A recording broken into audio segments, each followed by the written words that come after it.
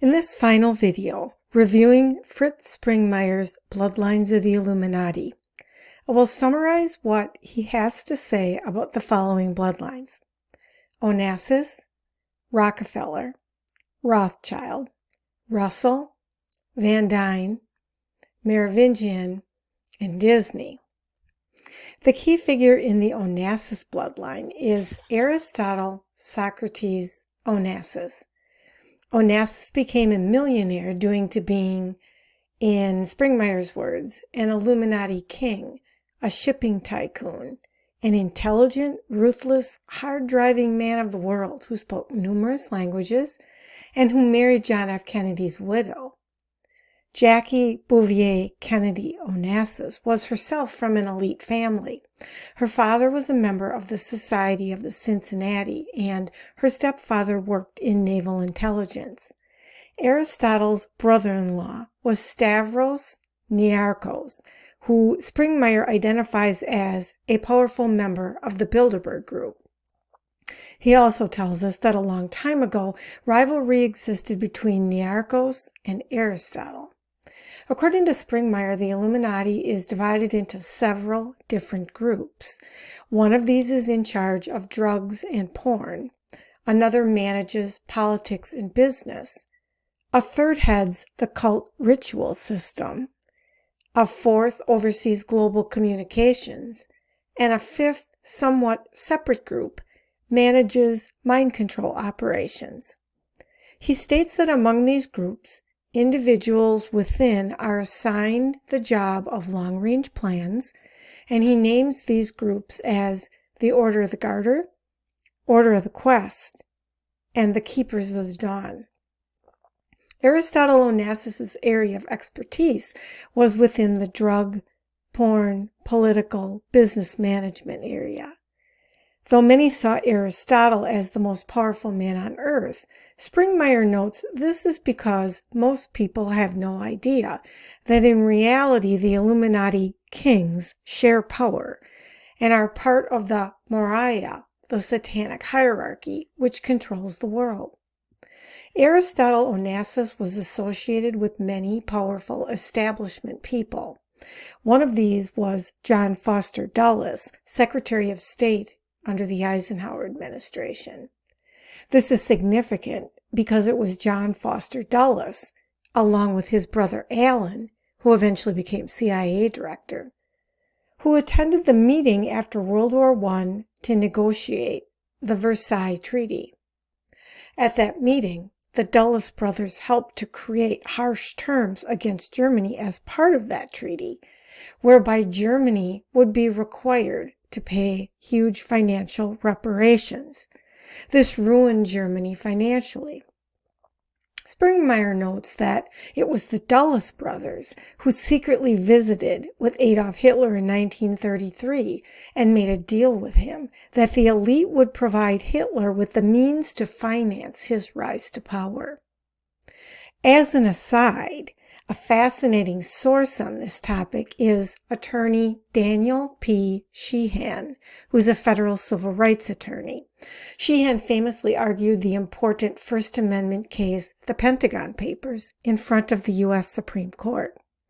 Sheehan's website is danielpsheehan.com. There, you can access several courses taught by Sheehan that are available free to the public. The course pertinent to the Dulles brothers and Hitler is called Trajectory of Justice, Rulers of the Realm, A History of the 1% and Their Influence on American Foreign Policy. The April 21st lecture on From World War I to World War II discusses the role of the Dulles brothers. In addition, Onassis Aristotle was a very close friend of Winston Churchill, who was said to have told Onassis that the only person he could trust during World War II was Joseph Stalin. Onassis worked with other elite families to keep World War II going as long as possible in order to reap enormous profits. Onassis sold oil and guns to both sides. Though Greek shippers lost many large merchant ships during the war, not one of Aristotle Onassis' ships were touched, despite the fact they sailed through war zones. Springmeyer says that the elites figured John F. Kennedy would make a good Illuminati president, but this fell apart when Kennedy thought for himself. Springmeyer concludes that as a result, Onassis was one of the Illuminati kings that decided John F. Kennedy must go. To add insult to injury, he got to run off with the dead man's wife, Jackie, says Springmeyer. Springmeyer says the Rockefellers have hidden their enormous wealth with hidden trusts and foundations. Here is a summary of his conclusions about the Rockefeller bloodline. The Rockefellers control both education and religion in this country via their foundations. They have played key roles in the Council on Foreign Relations. Rockefeller wrote the book, The Future of Federalism, which supports the Union of Nations into a world government. For many years, the Rockefellers have been pouring billions of dollars into projects and international groups which are working to bring about a one world government. The Rockefellers have assets in Russia, China, and in other parts of Asia too, and take part in decisions that affect these nations. They have also secretly had their hand in the politics of the United States, and many of the nation's decisions are the result of orders the Rockefellers have given to those that work under them. Springmeyer also ties the Rockefellers to the FBI, which he says has been an arm of power for the Illuminati. He discusses the Franklin saving and loan case in Lincoln, Nebraska, which was a scandal involving corporate corruption and government cover-ups relating to a nationwide child trafficking and pedophilia ring in the United States. Springmeyer says the FBI helped to cover up the scandal, and when Congress set out to investigate the misdeeds of the intelligence community via the United States President's Commission on CIA Activities within the United States, none other than Nelson Rockefeller was appointed to head the commission. The next family covered by Springmeyer is the Rothschild bloodline. The House of Rothschild has indebted kings, manipulated kingdoms, created wars, and molded the very shape of the international world, according to Springmeyer. The family began in Frankfurt, Germany, and the oldest known Rothschild went by the name of Uri Feibisch, who lived in the early 16th century. The descendants of this man were retail traders who initially called themselves Bauer.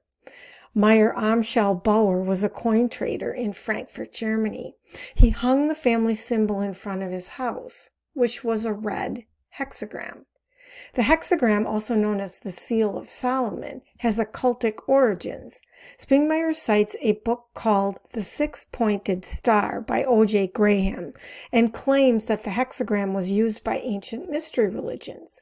Springmeyer says, quote, "It was the symbol of Moloch, Ashtoreth, and used to represent Saturn. It appears to have been used by King Solomon when he apostatized and therefore called the Seal of Solomon. From there, it was picked up as a magical symbol by the Kabbalists. Eventually, Meyer Amschel Bauer decided to change the family name to Rothschild, which means red shield.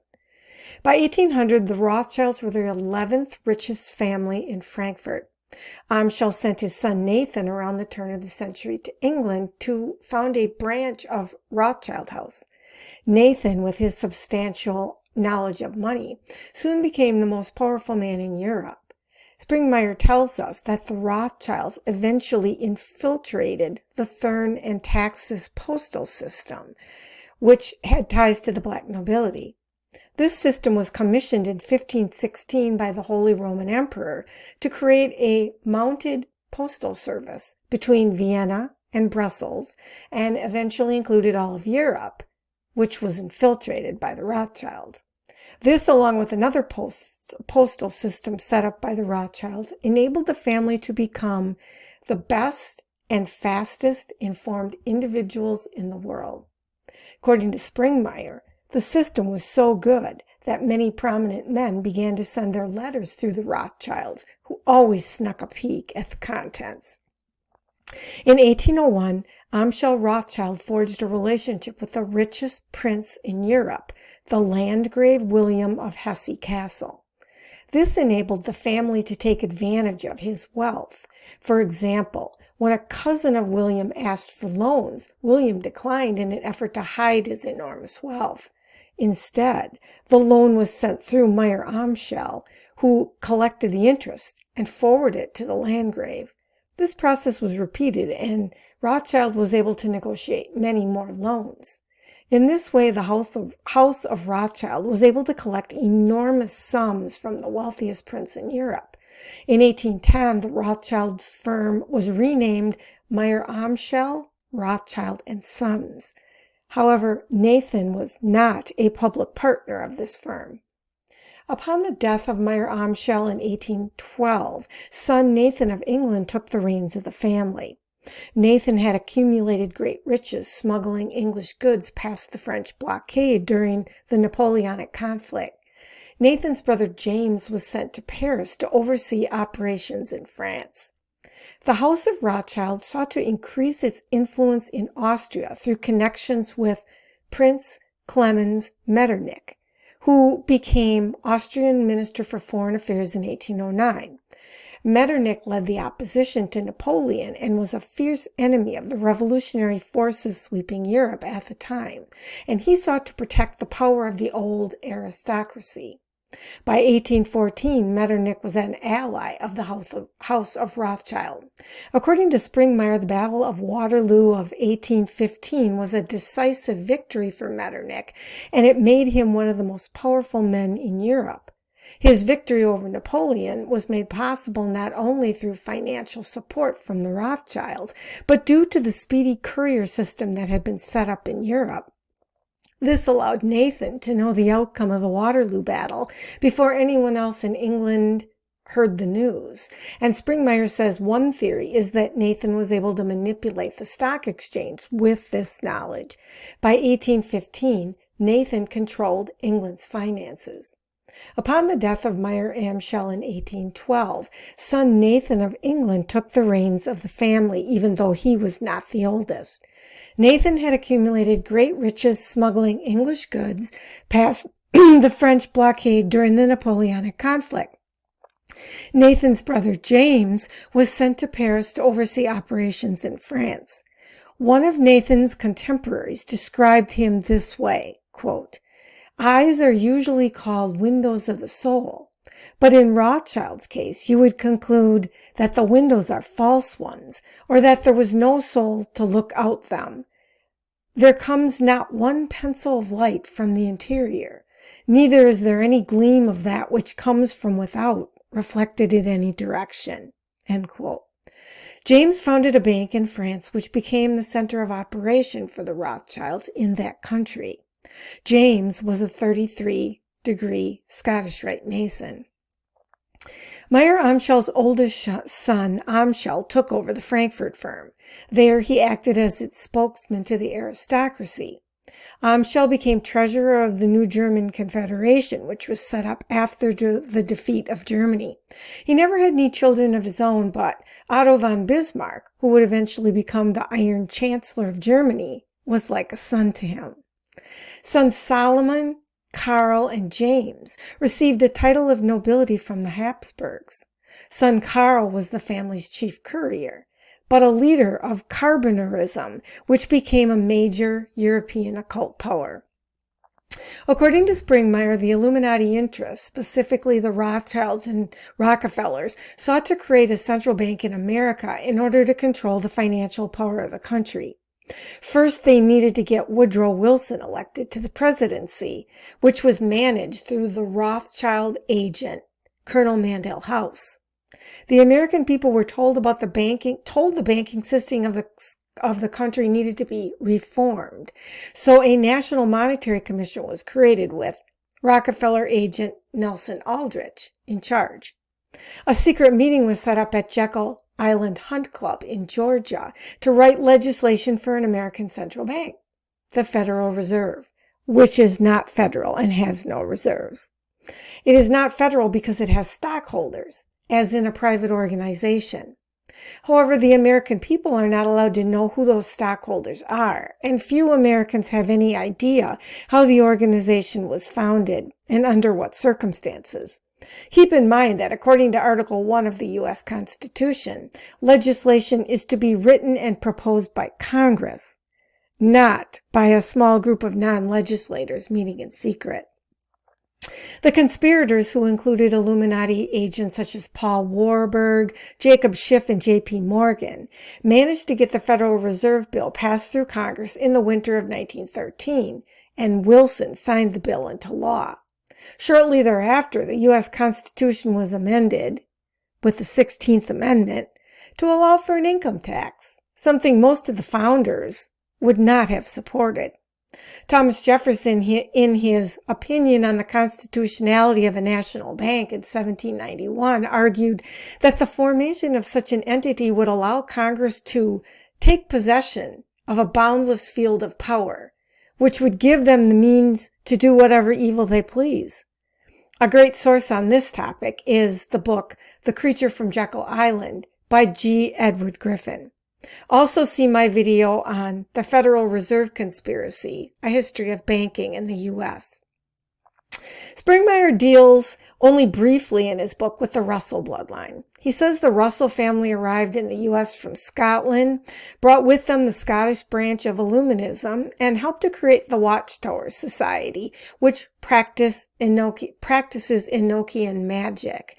In 1990, Springmeier released a book called The Watchtower and the Masons, and he notes that rank-and-file Jehovah's Witnesses have no awareness that the Watchtower Society has a secret upper-level and hidden agenda that is separate from the published goals of the society. According to Springmeier, the man who founded the Jehovah's Witnesses Watchtower Society, Charles Taze Russell, was secretly a Satanist. He lists several individuals he names as Russells of interest. One of the most significant of these is William Huntington Russell, who was the founder of the American chapter of the Illuminati, the Skull and Bones Society. Its legal name is the Russell Trust. The Russell Trust is the legal corporation that is the order of the Skull and Bones Society. Another Russell is Charles Taze Russell, mentioned earlier. Springmeier also lists Russells connected to groups that have ties with the Illuminati. He says that these various Russells have prominent members of the Illuminati, the Masons, the Fabians, the Mormons, the Jehovah's Witnesses, the Jesuits, the Royal Society, and members of the media that are connected to the New World Order. Springmeier names the Van Dyne family as one of the top 13 Illuminati families. He says there seems to be a strong Dutch connection to the Illuminati, and the Van Dyne family might be key to understanding these ties.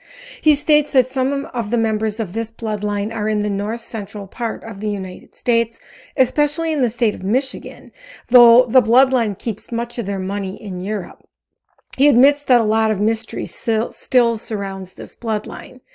Apparently, the Van Cleves intermarried with the Van Dyne family and traced their ancestry back to Jan van Cleef, who was the last Duke of Cleves, a member of Dutch nobility. The Van Cleef entered America in 1653, and Springmeier says this about the Belgium-Dutch connection to the Illuminati. Quote, the Dutch William of Orange deposed the English King James II in 1688-91. That is significant, but because it appears that Illuminati financial headquarters were in Amsterdam prior to William of Orange's victory, and after it took place, the financial headquarters was moved to London. End quote. The Van Dyne family was a very early colonial family of high status and tied to the establishment. One prominent early Dutch-American individual mentioned by Springmeier is Professor William R. Van Cleve, a descendant of the New Netherlands families. According to Springmeier, Van Cleve worked in various think tanks and with U.S. intelligence agencies, including RAND, Stanford Research Institute, the Department of Strategic and Defense Studies at the University of Southern California, and was an advisor to the Pentagon, including during the SALT conferences. Edward S. Van Dyne, 1872 to 1955, was a surgeon born in New York State. He founded the Planned Parenthood Federation of America in 1933 in Syracuse, New York. Springmeier also lists many foundations that have donated to Planned Parenthood that the author surmises are Illuminati connected. Lastly, Springmeier asserts that several members of the Van Dyne bloodline helped to establish Billy Graham's ministry and says a number of others in the bloodline are Christian ministers as well. The last of the 13 bloodline families, the 13 original bloodline families, is the Merovingian bloodline. According to Springmeier, this bloodline believes it contains both the holy blood of Jesus and the blood or seed of Satan, and is the line from which the Antichrist will arise. This line is very extensive and includes many presidents of the United States. Springmeier says that all of the Mormon presidents in history trace their blood back to this bloodline. He states that within the Illuminati rituals, the emphasis of the 13th bloodline is that they are the seed of Satan. As their secret story goes, they are the direct descendants of Jesus' spiritual brother, Lucifer. The Illuminati is tied to the mystery religions of Babylon and Egypt, and members of the bloodline have amassed tremendous wealth and power. The all-seeing eye that has come to symbolize the Illuminati can be found on ancient buildings in Chaldea, Greece, and Europe. Springmeier says that the all-seeing eye represents Osiris, who celebrated Saturnalias that were rife with debaucherous practices. He notes that the all-seeing eye, which represents, in his view, the false satanic trinity of Osiris, Iris, and Horus of Egypt, can be seen in many places, including on the back of the American dollar bill. In the final part of his book, Springmeier gets into what he calls the skill of lying, the art of deceit. And he talks about the Disney bloodline. And he says that this skill of lying, the art of deceit, is a skill the Illuminati have used extensively and perfected. And he gives a rather extensive explanation of how this technique is used. It is Springmeier's opinion that, quote, about 98% of the people leading the opposition to the New World Order are double agents. I found this statement quite astonishing. And he provides a list of types of disinformation agents, which includes agents of influence. These individuals are unwitting, under mind control, or ideologically motivated to use their influence to sway the minds of others. This includes journalists, TV commentators, academics, and politicians.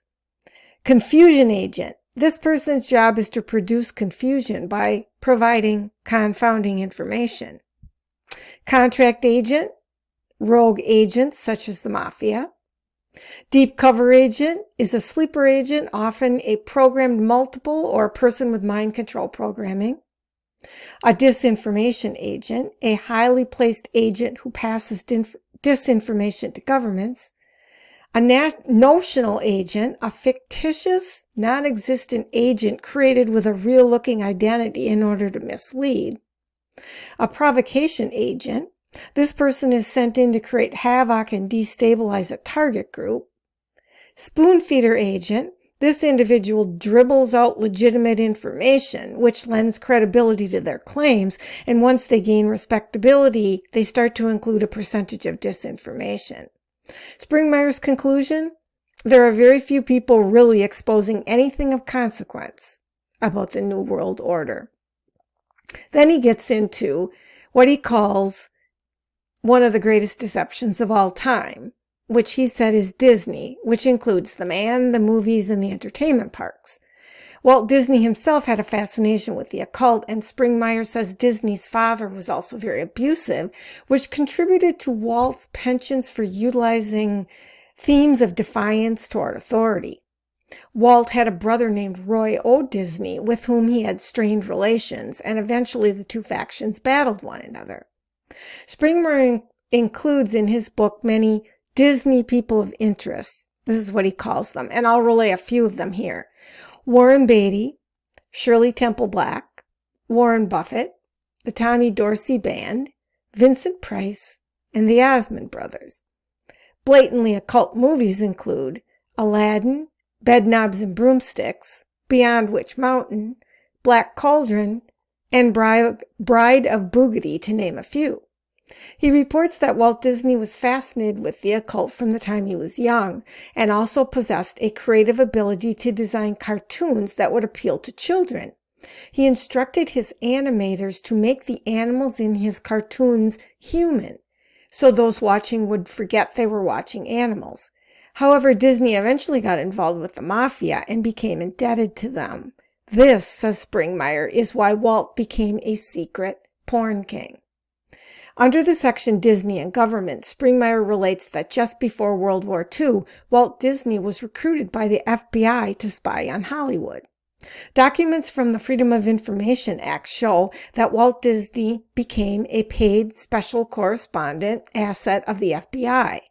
In 1954, he was promoted to special agent in charge, and in that position, other individuals reported directly to him. After World War II, Disney was called upon by Hollywood to testify in their defense at the congressional hearings on communist influence in the United States. During these hearings, Walt defended Hollywood, even though his father was an outspoken Socialist Party leader in the United States. Walt later soured on communism as a result of a strike by Disney workers and the unionization of the company in 1940. Disney, according to Springmeier, has created a facade behind which lurks an enormous deception, one of which is that Disney movies are wholesome. Springmeier gives several examples. Quote, in The Little Mermaid, the castles are male sexual organs, and in one cartoon, Mighty Mouse is shown without comment clearly snorting cocaine. End quote. Springmeier believes that Disneyland and Disney World are utilized as mind control programming centers, and that the Illuminati use these to create total mind control slaves. He describes the process of how this is accomplished in great detail and relays that, quote, the deeper alters of Illuminati slaves who are programmed for espionage, for spying and blackmail, seduction and assassination are given programming to live in a fantasy world, and they never touch base with reality, end quote. He asserts that much of this programming takes place at Disneyland. Elements are specifically inserted into Disney films that are intended for the purpose of mind control. He gives one elaborate example of how this process works via the film Fantasia. Springmeier claims that this film has been used extensively to create trauma-based mind control slaves. The movie is shown in concert with hypnosis and the ingestion of LSD, which increases the colors and effects of the movie about 1,000 times. From there, according to Springmeier, quote, one particular part or alter will be forced to memorize everything in the film. This small part or small alter is well hidden in each victim's mind. This small alter, who has a vivid and total recall of the film Fantasia, is locked carefully away so that only an access code will pull him or her up. The rest of the system of the mind will be hypnotically told to forget having seen the film, and the front alters will not remember having seen the film even years later. However, the programmer will always be able to access the small alter whose function is to remember the movie. In this way, a base is created in the mind for building programming that will remain hidden from the conscious mind. End quote. Springmeier explains that programming is a step-by-step building process, and the goal is to create many alters in the victim. The victim learns how to create an internal world in which the many alters can bury themselves to prevent anyone but the programmer from accessing the system. The programmers like to mix love and hate, kindness and sadistic behavior in order to create a victim who has a difficult time separating these emotions. Springmeier concludes with this summary of the film Fantasia. Quote, it is used to communicate to and build the unconscious structures within the child's mind. The unconscious mind is the seat of our creative abilities. Then the conscious mind makes adaptations upon this unconscious thinking. End quote. If you are interested in learning more about mind control programming, you can read a book co-authored by Springmeier and Cisco Wheeler called The Illuminati Formula Used to Create an Undetectable Total Mind-Controlled Slave, published in 1990. It's available on the site archive.org in both print and audio as well.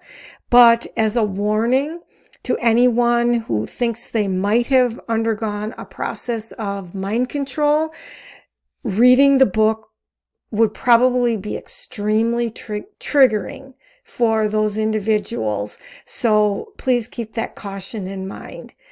Thanks for watching. See you next time.